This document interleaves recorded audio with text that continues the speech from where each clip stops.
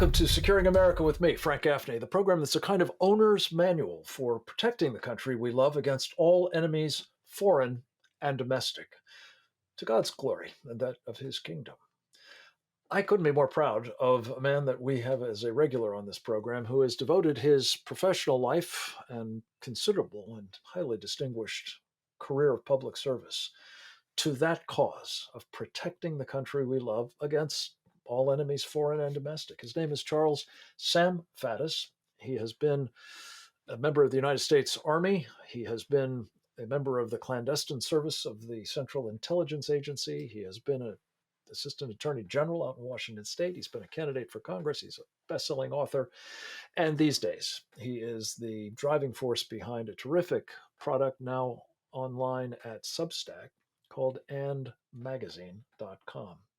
Sam, it's so good to have you with us. Welcome back. Great to be here, Frank. Thank you. I'm asking just about everybody I can get my hands on, and I hope our audience will not tire of my doing so, but particularly people like yourself, Sam, who both have this extensive experience with national security and service in our government. About this idea that an obscure board called the Federal Retirement Thrift Investment Board has now pushed out to try to reverse what Donald Trump said to them 2 years ago when they came up with a similar scheme, namely that people like you ought to have your pension funds put into companies owned and or controlled by the Chinese Communist Party. I just would be interested in how you would take that if that were to happen. Yeah, well, not well. A master of understatement. Yes. We live in strange times, I think, where people say things that are completely insane and for which they should be laughed out of the room. And then you have to catch your breath and you're like, oh, wait, you're serious. You think that doctors make a guess as to the sex of a child and assign it at birth? Because I don't think that's how that works at all. And you want to take retirement funds from, I don't know, the US military or the intelligence community, and you want to invest those in a Chinese Communist Party in a totalitarian dictatorship. That's what you want to do. You want Well, to make which, by our the funds. way, happens to have as their purpose in life destroying our country and killing all the rest of us if they can. You don't think the Chinese have enough new aircraft carriers or ballistic missiles or a big enough biological weapons program, so we should give them our retirement money to invest because we Well, need Sam, them to destroy us faster. yeah, well, the argument is, of course, that this is just another investment opportunity. And if you can get good returns, surely you're not going to let trifling problems like this may contribute to your demise at the hands of these people get in the way of making a killing. Could I use that expression on Wall Street? Well, I mean, at some point, all kind of snarkiness aside, you come down to some really fundamental questions here, right? You can't tell me that the smart boys and girls who want to invest these ungodly sums of money in communist China at this point realistically don't understand the national security implications.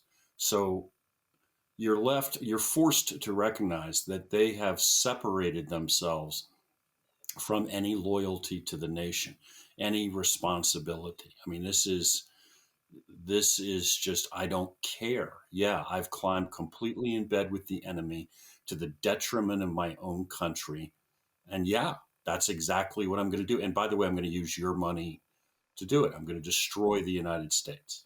But and interestingly enough, last time I checked, most of those people live somewhere in this country, so they may be signing their own death warrant, not just ours. The people whose money they're sending that way. And Sam, I guess what I'm interested in part, is this didn't just happen. This phenomenon of having the kind of recruitment among people And it's not just Wall Street, to be fair. It's elites all over this country, in the business sector more broadly, in Hollywood, in our media, and academia, and not least in political life. You have been in the business personally, professionally, of recruiting people to, in that case, a good cause, a worthy cause, namely diminishing threats to our country.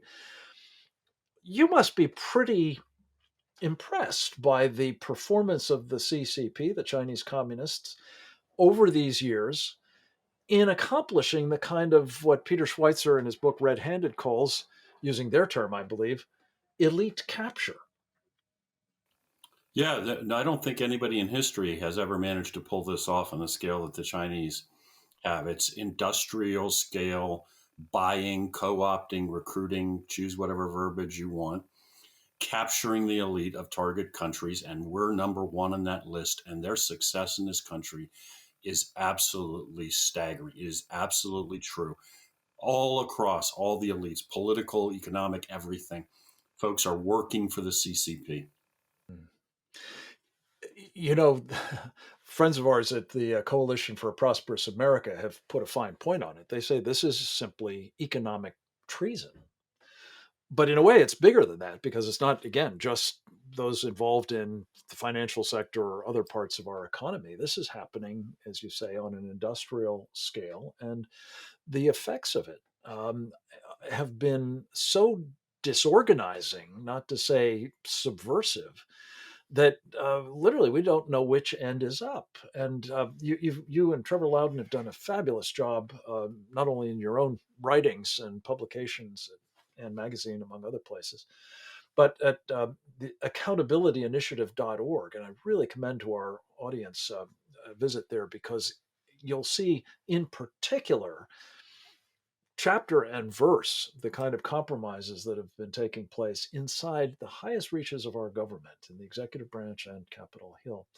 Let me ask you, Sam, to comment on something one of our other great regulars and admired colleagues, Captain Jim Finnell, a fellow member of our Committee on the Present Danger of China, as are you. He has described the people who are now playing these sorts of roles in our elites, whether they're training the next generation of China hands, for example, like Larry Summers, the former Treasury Secretary, or Graham Allison, a former, I think, Assistant Secretary of Defense, or Chaz Freeman, a former ambassador to China. Uh, or whether they're the Larry Finks of the world at BlackRock, who are leading the charge with these investment campaigns on behalf of the Chinese Communist Party. Jim Finnell's come up with the term, they're CCP groomers. I wonder what your thoughts are on the aptness of that descriptor. As I would expect from him, very apt and completely on point. That's a perfect analogy. And look, this could not be more momentous or consequential. We are going to lose the country if we don't push back on this and stop it. We are watching our entire the apparatus, political, economic, cultural, being taken over by our greatest enemy on the planet. That is what has happened. And in the process, what they are instituting, and we're going to talk more about it in our next segment with Kevin Freeman, uh, they're turning our country into something that looks an awful lot like the China model of digital totalitarianism. And that will be, as you say, a moment where we have, in fact, lost our country. Sam Faddis, we're going to take a short break. We'll be right back, actually, with you before we get to Kevin. And we'll talk about what else China's up to that ought to give us real concern right after this.